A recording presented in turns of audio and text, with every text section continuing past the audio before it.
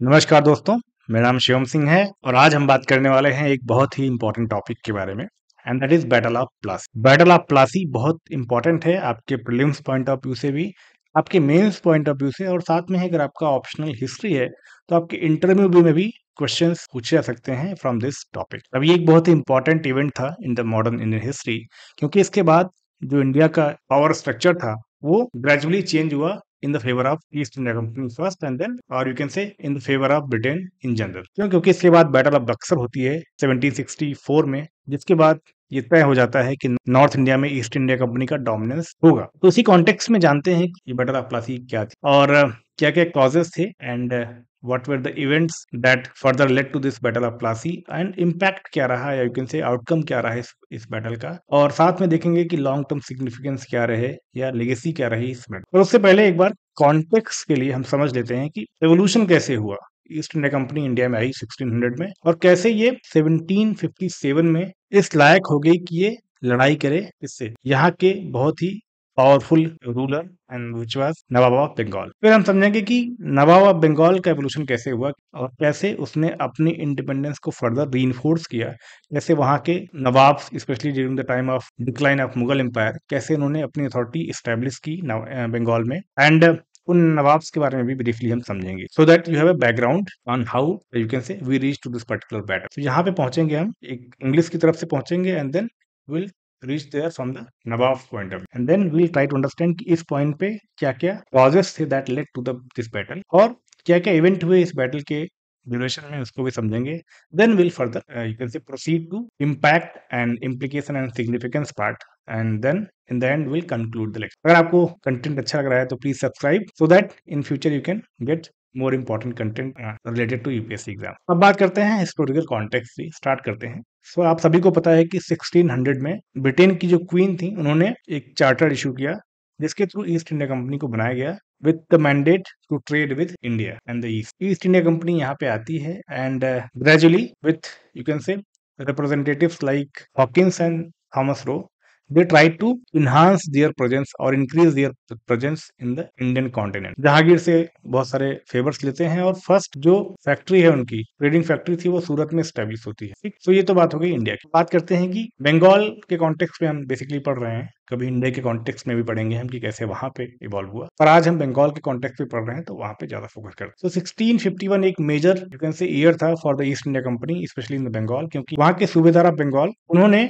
East India Company को permission दिया to establish its first factory at Hooghly in Bengal. उसके बाद उसी साल इनको फ्री ट्रेडिंग राइट्स भी प्रोवाइड किए गए throughout Bihar, Bengal and Orissa, और उसके बदले में इनको सिर्फ 3000 पाउंड देना पड़ता था to the treasury of the state. अब बात करते हैं कि जब ये राइट्स इनको मिल गए तो ट्रेड करने के लिए उनको बहुत सारे फैक्ट्रीज की जरूरत पड़ती और that is why the number of factories से वो इंक्रीज हुए ग्रेजुअली इन दीज एरियाज। तो कई जगह फैक्ट्रीज आ गई जैसे कि पटना में आ गई, कासिम बाजार में आ गई। तो आप देख रहे हो कि ट्रेडिंग राइट्स मिलने के बाद कैसे उनका एक्सपेंशन हुआ इन द बंगाल रीजन। अब एक और मेजर ईयर आता है 1698 में जब उनको दिया गया जमींदारी राइट्स। अब ट्रेडिंग राइट्स और जमींदारी राइट्स में डिफरेंस क्या होता है ये जानना बहुत इंपॉर्टेंट है। ट्रेडिंग राइट्स बेसिकली आपको परमिशन देते हैं टू ट्रेड और you can say free trading rights to trade in a particular region, in a particular country, in a particular area without paying any fee for that. सही हो गया free trading rights. आपको वहां से जो पैसा आपको सरकार को देना था, जो पैसा आपको रूलर को देना था, वो आप दे नहीं रहे हो, वो आपको एक तरह से माफ कर दिया गया है।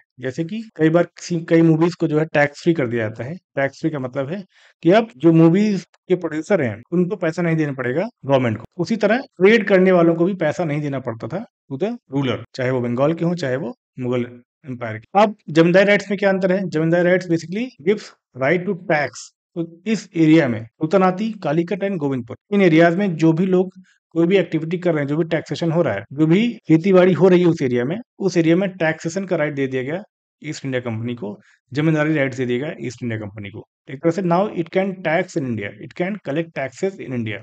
So that is the basic difference between the trading rights and zamindari rights. Trading rights में आपको टैक्स नहीं देना पड़ता है, जमींदारी राइट्स में आप टैक्स तो नहीं देते हो, आप साथ में टैक्स कलेक्ट करते हो फ्रॉम द पॉपुलेशन और from the people living in that particular region. तो ये मेजर इवेंट हुआ 1698 का।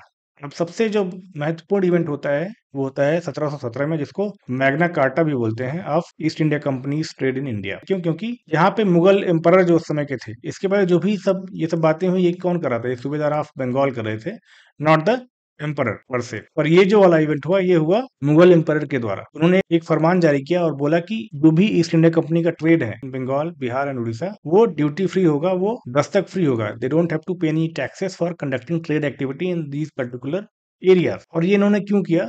बेसिकली ये उस समय पे बीमार थे और इनका इलाज किया एक किसी डॉक्टर ने, जिससे इनको काफी हेल्प मिली। तो उसी के ग्रेटिट्यूड में आके इन्होंने ये फरमान जारी किया था। तो ये कुछ मेजर इवेंट हो गए। अब एक और चीज हुई, जैसे जैसे मुगल एम्पायर डिक्लाइन हो रहा था, वैसे वैसे इंडिपेंडेंट स्टेट जो है वो अपना पोजीशन स्ट्रेंथन कर रहे थे इन डिफरेंट रीजन्स, चाहे वो हैदराबाद में हो, चाहे बंगाल में हो। और जैसे जैसे ये इंडिपेंडेंट स्टेट आ रहे थे, तो साथ में ही जो एस्पिरेशनल यू कैन से स्टेट थे, वो चाहते थे कि दूसरे स्टेट पे कब्जा करें।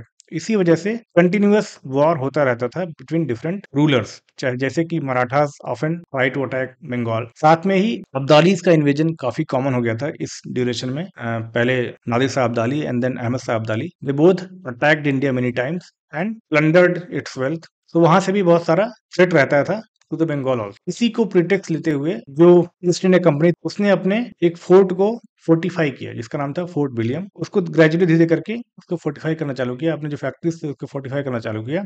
ये बोल के कि हम इसलिए कर रहे हैं क्योंकि जब कोई अटैक हो तो हमको नुकसान कम हो सके, हमारे फाइनेंसेस को, हमारे कॉमर्स को, हमारे ट्रेड को नुकसान कम से कम हो सके, इसलिए हम ये फोर्टिफिकेशन कर रहे हैं। हम देखेंगे कि कैसे ये पर्टिकुलर इवेंट और ये particular activity of the East India company led to the war between Nawab of Bengal and East India company. तो ये हो गया basic evolution of East India company in Bengal region. अब बात करते हैं कि बंगाल प्रोविंस का राइज कैसे हुआ और वहां के कौन कौन से इंपॉर्टेंट नवाब से, उनके बारे में हम ब्रीफली समझते हैं। तो जैसा कि पता है कि मुगल एम्पायर का डिक्लाइन शुरू हो गया था after the death of Aurangzeb. उसके बाद बहुत सारे वीक रूलर्स आए, जिनके पास ना तो पैसा था, ना पैसा नहीं था ट्रेजरी में मुगल एम्पायर के, और ना ही विल था टू जनरेट मोर रेवेन्यूज, क्योंकि सेंट्रलाइज सिस्टम था and there are many other, you can say, deficiencies in the Mughal Empire that led to decline of the empire gradually. तो इस context में क्या हुआ कि जो डिफरेंट रीजन से वहां पे जो अथॉरिटेटिव रूलर्स है, जो कैपेबल रूलर्स है, वो उन्होंने अपना इंडिपेंडेंट स्टेट क्रिएट करना शुरू किया, जैसे कि हैदराबाद हो गया, या फिर अवध हो गया, या अपना बंगाल हो गया। तो बंगाल के बारे में आज पढ़ रहे हैं, तो हम इसकी बेसिक हिस्ट्री हम ट्रेस करेंगे कि कैसे यहाँ पे इंडिपेंडेंस है, इसकी जो प्रॉस्पेरिटी है वो कैसे अचीव हुई, because of the good practices और good governance strategies implemented by nawabs of Bengal, different nawabs of Bengal. तो 1313 में मुर्शिद कुली खान को बनाया जाता है गवर्नर ऑफ बंगाल। इसके पहले ये डिप्टी गवर्नर ऑफ बंगाल थे, बाद में इसके अंदर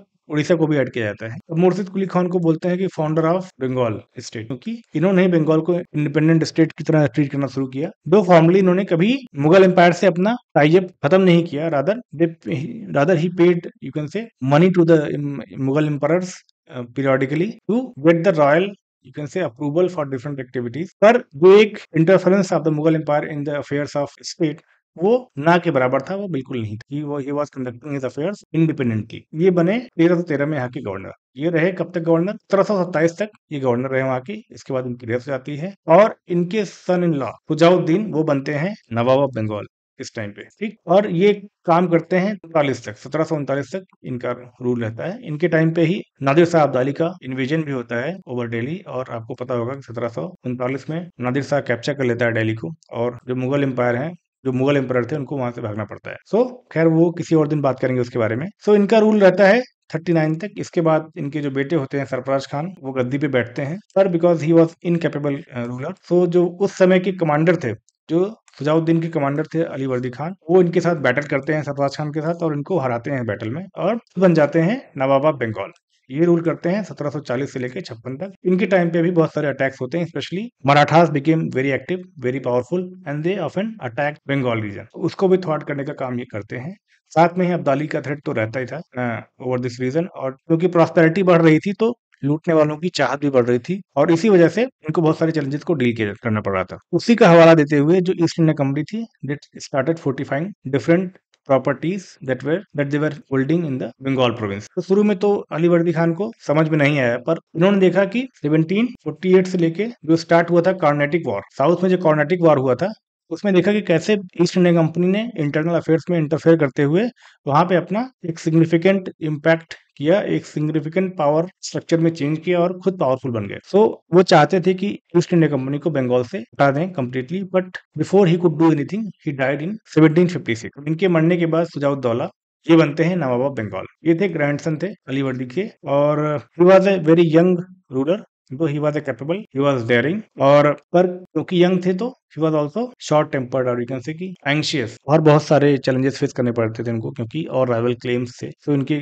कजिन भाई he also claim to rule over Bengal province. साथ में एक घसीटी बेगम थी, उन्होंने भी, इनकी चाची थी, वो भी चाहती थी कि बंगाल के ऊपर उनका राज। बहुत सारे क्लेमेंट थे, बहुत सारे और इश्यूज थे, उसके बारे में हम बात करें। ये हम ले आए नवाब ऑफ बंगाल को 1756 तक, और ईस्ट इंडिया कंपनी को भी हम ला देते हैं 1756। दोनों पार्टीज यहाँ पे आ चुकी हैं। अब यहाँ पे बात करते हैं कि उस समय पे क्या क्या इश्यूज हुए। पहला तो ट्रेड डिस्प्यूट, जो फरमान जारी किया गया था 1717 में, ये था बेसिकली कंपनी के लिए।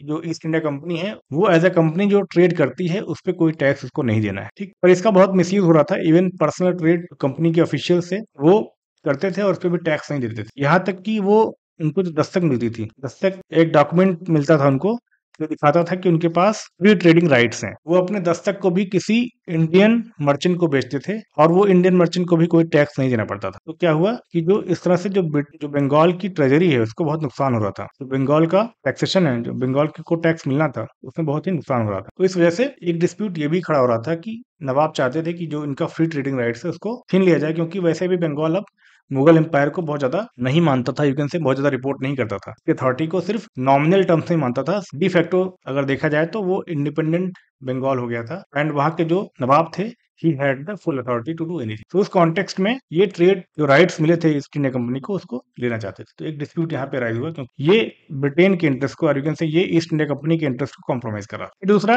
टेरिटोरियल एम्बिशन, क्योंकि ईस्ट इंडिया कंपनी या Britain they wanted to expand their territory in India. साउथ में उन्होंने किया ही कर्नाटिक वॉर के थ्रू, और बंगाल में भी वो करना चाहते थे, और कोई भी वो एक इवेंट चाहते थे, कोई भी एक बहाना चाहते थे, एक्सक्यूज चाहते थे, जिसके थ्रू, जिसको यूज करके वो अपना टेरिटोरियल एक्सपेंशन करे। स्पेशली ये इंपॉर्टेंट था क्योंकि उनको भी पता था कि बंगाल कितना प्रॉस्परस है, और अगर बंगाल पे उनका कब्जा हो जाता है तो they will have a gateway to all over India, you can say gateway to control all the Indian territory. और यही हुआ अंत में, बंगाल के पैसे का ही यूज करके ग्रेजुअली ईस्ट इंडिया कंपनी ने बहुत सारे जो लोकल रूलर्स थे, चाहे मराठा हो गए, चाहे मैसूर के हो गए, इन सबको हराया और अपना जो डोमिनेंस है वो एस्टेब्लिश किया इंडिया पे। तो एक टेरिटोरियल एम्बिशन जो था, that was also one of the reason for the conflict between Nawab of Bengal and East India. Then disregard for Nawab's authority. क्या हुआ कि जो ईस्ट इंडिया कंपनी थे, they disregarded नवाब्स अथॉरिटी। इन्होंने क्या किया कि पॉलिटिकल असाइलम दिया। नवाब के जो ओपोनेंट्स थे, जैसे कि एक कृष्णदास थे, ये ट्रेजरी से बहुत सारा पैसा लेके भाग गए थे और विदाउट परमिशन ऑफ द नवाब। तो इनको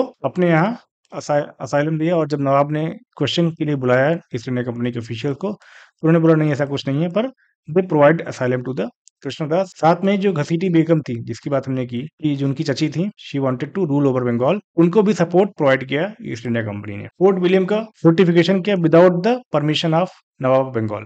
तो एक तरह से ये भी उनकी अथॉरिटी का डिसरिगार्ड हुआ, और विदाउट परमिशन फोर्टिफाई करना चालू किया। जो दीवारें थी फोर्ट विलियम की, उस पर बंदूकें लगाई और बहुत ही तेजी से उसका फोर्टिफिकेशन स्टार्ट किया। ये सब बातें जो है वो नवाब को पसंद नहीं आई, और इसी वजह से nawab was force to encounter the East India Company, forced to seize the Fort William, and that further led to tension between the relationship between Nawab and East India Company. फिर चौथा आता है rivals and traitors। एक ये भी cost है क्योंकि जब एक नया लड़का रूलर बनता है, जब एक नया लड़का पावर में आता है, तो जो भी पुराने लोग होते हैं वो चाहते हैं कि ये कैसे आ गया, या इसको इतना एक्सपीरियंस नहीं है, तो इसका फायदा उठा के क्यों ना हम पावरफुल बन जाएं, क्यों ना हम रूलर बन जाएं। तो जैसे ही सिराजुद्दौला बने वहां के नवाब, तो जो फैक्शन, बहुत सारे ऐसे फैक्शन थे who wanted power for themselves, जैसे कि मीर जाफर साहब, ये खुद के लिए पावर चाहते थे।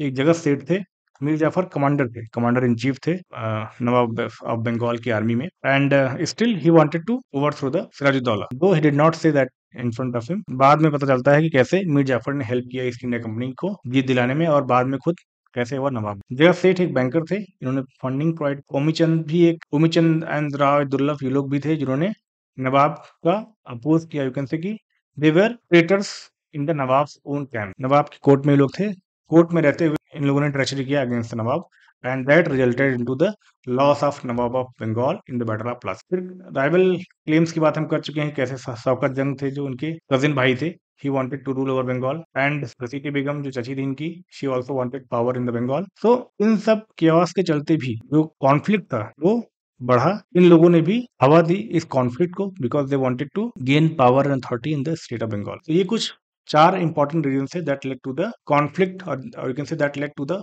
Battle between East India Company and nawab of Bengal. तो बात करते हैं कि क्या-क्या इवेंट्स हुए इस बैटल के दौरान। इसमें 2-3 फेजेज़ हैं, उसके बारे में हम डिस्कस करते हैं डिटेल में। पहला क्या हुआ कि जब नवाब ने देखा कि उनकी अथॉरिटी को बार-बार चैलेंज किया जा रहा है by the East India company, तो उनसे रहा नहीं गया और उन्होंने अटैक कर दिया कहाँ पे? फोर्ट विलियम पे। जब वहाँ पे फोर्टिफिकेशन हो रहा था, जब उनके जो फोर्ट था, इसके जो वॉल्स थे, उसपे जब गन्स लगाए जा रहे थे, तो ये सब देखते हुए नवाब ने अटैक कर दिया फोर्ट विलियम पे और इसको कैप्चर कर लिया। कैप्चर करने के बाद नवाब ने एक मनीक चंद थे, उनके अंडर में इसको दे दिया, इनको इंचार्ज बना दिया यहाँ का, फोर्ट विलियम का, और वापस चले गए अपने कैपिटल। अब इन्होंने कैप्चर किया 146 ब्रिटिशर्स को और उनको एक छोटे से कमरे में बंद कर दिया। इनको शाम में बंद किया गया और सुबह पाया गया कि सिर्फ 23 लोग ही जिंदा बचे हैं, बाकी के लोग मारे गए। अब बहुत सारे एक्सपर्ट कहते हैं कि ये एग्जैजरेशन है, इतने लोग नहीं थे वहां पे। और साथ में जो नवाब थे उन्होंने इनको बंद नहीं किया, रादर जो ये इनको इंचार्ज बनाया गया था, इन्होंने इनकी ये हरकत थी, इसको इन्होंने यूज किया to arouse the sentiments of the people in the Britain, और उसकी वजह से उनको परमिशन दी गई to attack you can say on the nawab of Bengal. तो एक ये जो इवेंट था दैट लेड टू कॉन्फ्लिक्ट और you can say that led to further straining of tension between Nawab of Bengal and East India Company. So अब ये वही समय है 1756 से लेके 63 तक 7 इयर्स वॉर चल रहा था यूरोप में बिटवीन फ्रांस एंड ब्रिटेन। सो यहाँ पे भी तैयारी थी पूरी, जहां जहां भी कॉलोनीज थी ब्रिटेन एंड फ्रांस की, often their enemy of each other in that particular colony. तो इंडिया में भी सेम हाल था, यहाँ पे भी एक दूसरे से लड़ने के लिए तैयार हो रहे थे। इसी वजह से जो मद्रास में जो है, मद्रास में रॉबर्ट क्लाइव के अंदर सेना इकट्ठी हुई थी to fight the French attack, to fight any French attack in India और to thought any French attack in India. जब इन्होंने खबर सुनी कि यहाँ पे ब्लैक होल ट्रेजेडी वाली खबर सुनी और देखा कि नवाब ऑफ बंगाल ने उन्होंने अटैक करके कब्जा कर लिया है फोर्ट विलियम को, तो यहाँ से परमिशन मिली इनको मद्रास से कि रॉबर्ट क्लाइव जो है अपने सेना लेके जाएं और अटैक करें on the nawab of Bengal and recapture the Fort William and teach him lesson. तो इसी के कॉन्टेक्स्ट में रॉबर्ट क्लाइव आते हैं बंगाल और ये ब्राइब करते हैं मानिकचंद को। मानिकचंद वही इंसान है जिसको नवाब ऑफ बंगाल ने क्या किया था, इनको बनाया था इंचार्ज वहां द फोर्ट विलियम, इनको इंचार्ज बनाया था। इनको ब्राइब करते हैं और without any fight fort William है उसको दोबारा रिकैप्चर कर लेते हैं रॉबर्ट क्लाइव। ठीक, ये काम होता है दिसंबर 1756 में। ये टाइमलाइन भी इंपॉर्टेंट है, इसलिए मैंने मंथ भी लिख दिया है कि किस मंथ में क्या क्या इवेंट हुए, सो दैट एक क्लैरिटी रहे टाइमलाइन में क्लैरिटी रहती है तो आपको चीजें याद रहती हैं। ठीक, तो दिसंबर में इन्होंने कब्जा कर लिया। अब जब देखा, नवाब ने देखा कि यहाँ पे कब्जा कर लिया और एक आर्मी लेके आए हैं, तो nawab also did not wanted any conflict, क्योंकि उस समय पे भी मराठा का जो थ्रेट था वो भी काफी ज्यादा था और साथ में ही जो अब्दाली का थ्रेट था, अहमद शाह अब्दाली का थ्रेट, वो भी इंक्रीज हो रहा था। तो नवाब चाहते थे कि वो अपनी चीजों को स्टैब्लिश करें, स्टेबल करें, and he did not wanted to get in fight with East India Company, and that is why he agreed for treaty of Alinagar. ये हुआ फरवरी 1757 में, जिसमें क्या हुआ कि नवाब ने परमिशन दे दी to fortify the Fort William. साथ में ही जो ट्रेड प्रिविलेजेस थे ईस्ट इंडिया कंपनी को, उसको रिस्टोर किया कि आप फ्री ट्रेड कर सकते हो इन द रीजन, और कंपनसेशन भी प्रोवाइड किया कि जिसकी उनकी अटैक की वजह से जो लॉस हुआ ईस्ट इंडिया कंपनी को, उसके बिहाफ पे कंपनसेशन भी प्रोवाइड करने की बात कही गई। पर अब East India Company and specially Robert Clive वो ऑफेंसिव मोड में आ गए थे and they now wanted to capture more in Bengal. अब इनको बहुत सारे लोग मिल भी गए जो चाहते थे कि सिराजुद्दौला को हटाया जाए, जैसे कि हमने बात की ट्रेटर्स लोगों की, मीर जाफर जैसे लोग, जगत सेठ, मीर जाफर, ये लोग जाके ईस्ट इंडिया कंपनी से मिल गए, जाके रॉबर्ट क्लाइव से मिल गए and they wanted to dethrone the nawab of Bengal. जब रॉबर्ट क्लाइव ने देखा कि इतने लालची लोग यहाँ पे हैं, तो उनको लगा कि क्यों नहीं कब्जा कर लेते हैं, ये मौका अच्छा है, and Nawab will be defeated without any battle, क्योंकि जो वहां के कमांडर इन चीफ थे उनका ही सपोर्ट जब मिल गया रॉबर्ट क्लाइव को, तो विजय यू कैन से जीत जो है वो पक्की लगने लगी, और इसी वजह से वो ऑफेंसिव मोड में आ गए। तो इवन डिस्पाइट दिस ट्रीटी, जिसमें नवाब ने बोला कि सब आपको हम वापस कर देंगे, जो भी आपका प्रीवियस स्टेट था उसको हम स्टैब्लिश कर लेंगे, उसके बाद भी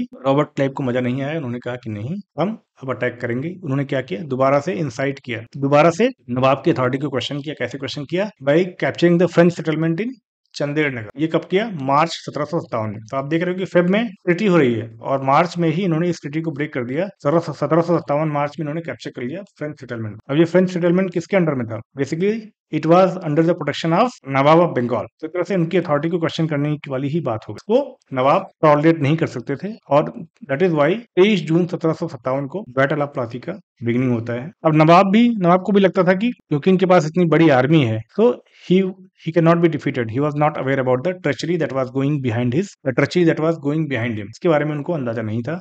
एंड दैट इज वाई जब ये बैटल होती है 23 जून को, तो एक दिन के अंदर इन सिंगल डे 50,000 की आर्मी के साथ भी नवाब ऑफ बंगाल को हार का सामना करना पड़ता है। क्यों? क्योंकि रॉबर्ट क्लाइव और उनकी आर्मी ईस्ट इंडिया कंपनी को रिप्रेजेंट करती है। मीर मदान और मोहनलाल ये एक एडवांस पार्टी लेके जाते हैं नवाब की तरफ से, और ये दोनों लोग इतना अच्छा लड़ाई लड़ते हैं कि ईस्ट इंडिया कंपनी को बैकफुट पे जाना पड़ता है। They had to hide behind the mangrove trees. एक मैनग्रोव एरिया में ये बैटल हो रही थी, तो उनको मैनग्रोव ट्रीज के पीछे जाके छुपना पड़ा। पर कोई एक पर्टिकुलर कोई गोली आई जो कि लगी मीर मदान को, और इनकी वहां पे डेथ हो जाती है। जिसके बाद मीर जाफर थे, वाज अ ट्रेटर और also commander in chief in the nawab of Bengal army, जो कि लीड कर रहे थे बैटल को। उन्होंने नवाब को एडवाइस किया कि आप मैदान छोड़ के चले जाइए, आप इंचार्ज, आप जो है चार्ज छोड़ के चले जाइए, मुझे दे दीजिए चार्ज, मैं आपको बैटल जीत के दूंगा। उनकी बात मानते हुए नवाब साहब जो है वो चले गए वहां से 2000 घुड़सवारियों के साथ, और कमान दे दी किसके हाथ में? मीर जाफर के, ट्रेटर मीर जाफर। मीर जाफर ने फिर क्या किया? मीर जाफर ने फिर ऑब्वियसली कुछ नहीं किया, क्योंकि he was already with the East India Company, और he was already with the Robert Clive. जो कुछ फ्रेंच लोग थे नवाब की आर्मी में, वो लड़ते रहे, बट वो बाद में मारे गए। एंड एक दिन में ये बैटल खत्म हो गई। 25 जून को मीर जाफर ने खुद को बताया कि मैं हूँ नेहा, नवाब ऑफ बंगाल, और उसके बाद जो है जो सिराजुद्दौला थे उनको कैप्चर करके मार दिया गया by the Miran who was the son of Mir Jafar. तो इस तरह से मीर जाफर बन गए, ये बन गए नवाब ऑफ बंगाल की हेल्प से, with the help of East India company. तो यहाँ तक बात पहुंच गई। तो एक तरह से आप देख रहे हो कि कैसे युद्ध प्रोग्रेस हुआ, कैसे बैटल प्रोग्रेस हुई, और कैसे because of the treachery of the army man in the nawab of in the Nawab's army, because of the treachery of the commander in chief in the Nawab's army and many other important people in the Bengal province, how Nawab's army was defeated in just one day। अब आप यहाँ पे देख सकते हो कि नवाब की army से 500 लोग मारे गए थे, जबकि क्लाइव की जो आर्मी थी वहां से सिर्फ 50 लोग मारे गए। पार्टिसिपेशन आप देखोगे तो नवाब की तरफ से 50,000 से ज्यादा सैनिक थे, पर ईस्ट इंडिया कंपनी की तरफ से सिर्फ 950 इन्फेंट्री थी, 100 आर्टिलरी गन थी, 50 इंग्लिश सेलर से, और सिर्फ 2100 सिपाही थे, इंडियन सिपाही थे। ये भी इंडियन सिपाही थे। तो कितनी कम आर्मी थी, still they were victorious in this battle. सोचो अगर आप ट्रेचरी नहीं की होती नवाब के लोगों ने, तो आज सीन कुछ अलग होता है। पर because of the treachery of the Mir Jafar and his aides like Jagat Seth and Raidurlab, Nawab of Bengal was defeated and Mir Jafar was made the Nawab of Bengal by the Robert Clive. तो ये हो गए दो outcome. एक तो नवाब मारे गए, जो ओरिजिनल नवाब थे सिराजुद्दौला, वो मारे गए, और लॉस हुआ आर्मी को। इसी बात इसका क्या है? इकोनॉमिक गेन, ये सबसे इंपॉर्टेंट है। इकोनॉमिक गेन क्या क्या हुआ? पहला, इंडिविजुअल गेन हुआ किसको? रॉबर्ट क्लाइव को, क्योंकि 2.34 लाख पाउंड दिया गया रॉबर्ट क्लाइव को, और 50 लाख रुपए के करीब दिया गया आर्मी और नेवल के जो ऑफिसर्स थे जो पार्टिसिपेट किया जिन्होंने बैटल में, उनको प्रोवाइड किया गया this amount of money by the nawab of Bengal who was Mir Jafar. साथ में कंपनसेशन ऑफ वॉर भी प्रोवाइड किया गया, कि वॉर में जो भी उनको नुकसान हुआ उसके लिए भी पैसा अलग से दिया गया। ट्रेड प्रिविलेजेस को रिस्टोर कर दिया गया। और अब क्योंकि अब ये लोग they were at the mercy of East India Company, जो नवाब थे वो ईस्ट इंडिया कंपनी की मर्सी पे थे। तो अब क्या हुआ कि इसी ट्रेड प्रिविलेज का यूज करके, जो फ्री ट्रेड प्रिविलेज था, अब खुलेआम जो है, now it was used as private trade privilege, कि अब जो इंडिविजुअली भी कोई भी ट्रेड कर रहा है, नॉट एज अ कंपनी, कोई भी यूरोपियन मर्चेंट या ऑफिसर अगर वो ट्रेड कर रहा है इंडिया में ऑन ए पर्सनल बेसिस, तब भी वो ड्यूटी नहीं देता, तब भी वो टैक्स नहीं देता। वो ट्रेड प्रिविलेज को रिस्टोर किया गया, और इसका मिसयूज और रैम्पेंट हो गया in the state of Bengal. अब लास्ट बात करते हैं टेरिटोरियल एडवांसेस की। तो टेरिटरीज में भी इंक्रीज हुआ। कैसे? इनको जमींदारी राइट्स दी गए इसमें 25 परगनाज में। पहले वहां पे 3-4 जगह दी गई थी, हमने बात की थी जैसे कैसे जमींदारी राइट्स दी गई थी इनको। अब इनको जमींदारी राइट्स दोबारा दी गई हैं 25 परगनाज। जो भी फ्रेंच सेटलमेंट थे उन सबको सरेंडर कर दिया गया ईस्ट इंडिया कंपनी की तरह। तो एक तरह से इनका आप देख रहे हो कि इनको टेरिटोरियल गेन भी हुआ इन द बंगाल प्रोविंस। ये तो स्टार्टिंग की बात है, आगे जाके देखेंगे आपकी gradually they can take any territory in the Bengal province. अब बात करते हैं सिग्निफिकेंस की। टेरिटोरियल गेन हुआ, ये तो हमने बात कर ही ली, कैसे ब्रिटिश ईस्ट इंडिया कंपनी को टेरिटोरियल गेन हुआ in the Bengal province. Their trade activity flourished, क्योंकि जो रूलिंग पार्ट था वो था नवाब के पास, और जो टैक्स वाला पार्ट था वो था ईस्ट इंडिया कंपनी के पास, क्योंकि they did not have to pay taxes, so there was a disparity. तो यहाँ पे जो लूट मचाई इन लोगों ने वो अनपैरेलल थी। ट्रेड एंड कॉमर्स को मोनोपलाइज कर दिया, क्योंकि कंपटीशन नहीं कर बचा, क्योंकि जो इंडियन मर्चेंट एंड ट्रेडर्स थे उनको टैक्स देना पड़ता था, पर जो यूरोपियन और यू कैन से जो ईस्ट इंडिया कंपनी के ट्रेडर्स एंड मर्चेंट्स थे उनको कोई भी टैक्स नहीं देना पड़ता था। साथ में जो कंपनी की होने की वजह से जो उनको और प्रिविलेजेस मिलते थे वो तो मिलते ही थे। तो इस वजह से उनकी मोनोपोली स्टेब्लिश हो गई in the Indian market. Political influence जैसे की बात की कि इस बैटल के बाद क्या हुआ कि ईस्ट इंडिया कंपनी ने अपना एक रेजिडेंट रख दिया नवाब के कोर्ट में, जो कि नवाब की हर एक्टिविटी को मॉनिटर करता था। Even nawab could not take you can say decisions, was influenced by this particular person जो कि रेजिडेंट था इन द नवाब कोर्ट। तो नवाब का जो ऑटोनॉमी थी वो कॉम्प्रोमाइज हो गई ग्रेटली। साथ में ही 6000 सोल्जर्स जो ब्रिटेन के थे, ईस्ट इंडिया कंपनी के थे, वो इनको रखा गया नवाब बंगाल की कैपिटल में, ये कहते हुए कि अगर आपके ऊपर कोई आक्रमण होता है तो ये लोग हैं आपको बचाने के लिए। अब इनका खर्चा था उसको भी नवाब को ही देना पड़ता था। Basically they were there to ensure that कि नवाब जो है कोई चाल ना करें, नवाब कोई जो है दोबारा से अटैक ना करें या ब्रिटिश ईस्ट इंडिया कंपनी को वहां से भगाने का कोई प्रयास ना करें। तो ये आर्मी वहां पे थी to secure the interest of the East India Company, not the interest of the nawab of Bengal. तो इन सब वजहों की वजह से जो पॉलिटिकल अटॉनमी थी नवाब ऑफ बंगाल की, वो भी कॉम्प्रोमाइज हो गई।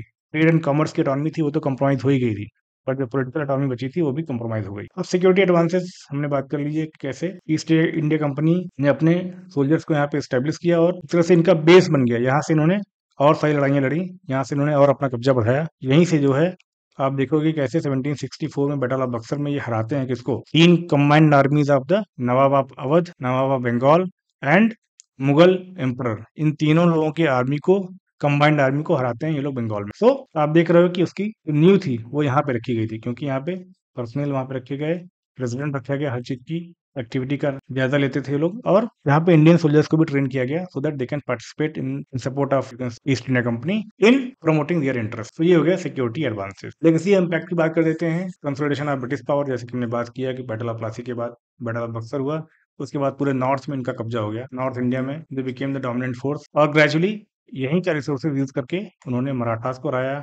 को हराया gradually, and Hyder Ali and Tipu Sultan को भी हराया मैसूर के, ठीक। और इन्होंने अपना एक्सपेंशन जो है वो किया साउथ, नॉर्थ में तो लगभग था ही नहीं, क्योंकि बैटल ऑफ बक्सर के थ्रू इन्होंने मुगल को भी हराया, साथ में अवध को भी हराया, एंड बंगाल को तो पहले हराया ही था, ठीक? मुगल का डिक्लाइन वो और तेज हो गया, क्योंकि टैक्स की पावर उनके पास बची नहीं, सारा टैक्सेशन अब ये लोग ले लेते थे। आपको पता होगा 1770 सॉरी पर रेगुलेशन एक्ट आ गया था, इसके through governor general of Bengal बनाया गया था, ठीक, जिनके पास बंगाल, उड़ीसा एंड बिहार की अथॉरिटी दी गई थी जिनको। तो आप देख रहे हो कि कैसे मुगल जो एम्पायर है उसका डिक्लाइन और फर्दर हो गया। एक्सप्लॉयटेशन एंड सब्जुगेशन, आपको पता है कि अपने इंटरेस्ट को फर्दर करने के लिए इन्होंने एक्सप्लॉयट किया इंडियंस को, और कैसे कंपनी का प्रॉफिट जो मैक्सिमाइज नहीं हुआ, कंपनी को उन्होंने 1770s में बोला कि हम लोग एक्सप्लॉयटेशन एंड सब्जुगेशन, तो आपको पता ही है कि कैसे उन्होंने अनफेयर एडवांटेज लिया both in the trade and commerce domain, और सब्जुगेट किया इंडियन पीपल लोगों को through different mechanisms, and they levied very high taxes on Indian people.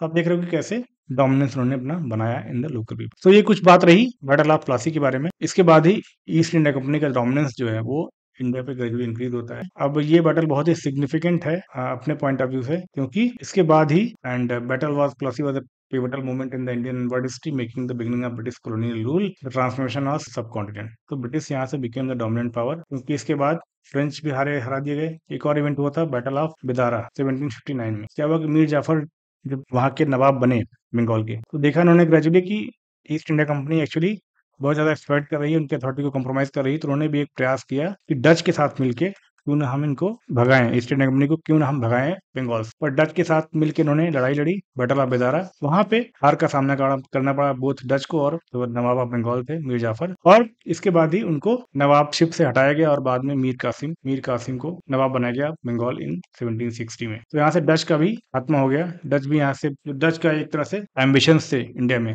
वो भी एक तरह से खत्म हो गया इस बैटल के बाद। फ्रांस का तो खत्म ही हो गया था 7 ईयर्स के वॉर के बाद। 7 ईयर्स वॉर जो चल रहा था उसमें फ्रांस हार ही गया था, और ग्रेजुअली एक तरह से उनका डोमिनेंस बढ़ता गया, और यू कैन से जो अदर यूरोपियन पावर्स थे वो यहाँ से निकलते गए, उनको ब्रिटेन हराता गया, और ब्रिटेन का डोमिनेंस था एज ए यूरोपियन पावर वो इंक्रीज होता गया। इसके बाद बचते हैं दो और बड़े पावर, मराठास एंड मैसूर। उनको भी ग्रेजुअली ईस्ट इंडिया कंपनी ने हराया, और they establish their domination in India over period of time. But इस बैटल के बाद, बैटल ऑफ बक्सर और बैटल ऑफ प्लासी, इन दो बैटल के बाद जो ईस्ट इंडिया कंपनी का डोमिनेंस था वो नॉर्थ इंडिया में वो एस्टेब्लिश हो गया। नॉर्थ इंडिया में they became the dominant power. तो इसके साथ ही आज के चैप्टर को खत्म करते हैं।